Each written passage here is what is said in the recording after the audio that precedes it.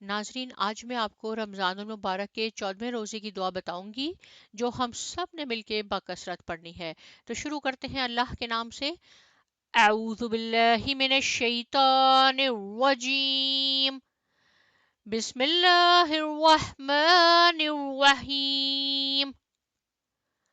اللہم انی اعوذ بک من زوالی نعمتک وتحولی عافیتک وفجاءتی نقمتک وجمیع سخطک۔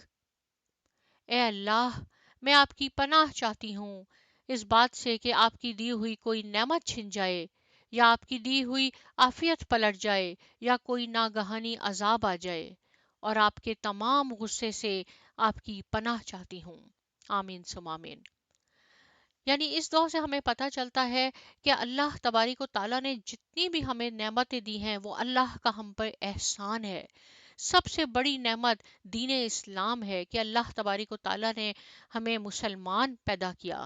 اللہ تبارک و تعالیٰ نے ہمیں حضرت محمد مصطفیٰ صلی اللہ علیہ وآلہ وسلم کا امتی بنایا۔ اللہ تبارک و تعالیٰ نے ہمیں سب سے پیاری کتاب قرآن مجید عطا فرمائی۔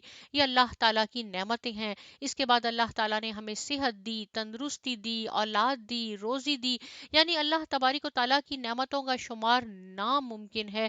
اس لیے ہمیں ہمیشہ اللہ تعالیٰ کا شکر گزار بندہ بننا چاہیے، اور اللہ تعالیٰ کے عذاب سے بچنے کی دعا مانگنی چاہیے، اللہ تعالیٰ کی ناراضگی سے بچنے کی دعا مانگنی چاہیے، عافیت کے لمحات مانگنے چاہیے کہ یا اللہ ہمیں عافیت کے لمحات عطا فرمانا، اور جو نعمتیں آپ نے ہمیں عطا فرمائی ہیں یہ آپ کی رحمت ہے، آپ کا فضل ہے ہمارے اوپر۔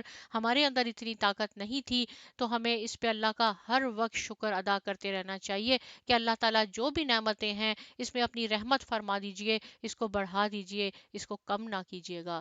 بہت شکریہ، جزاک اللہ۔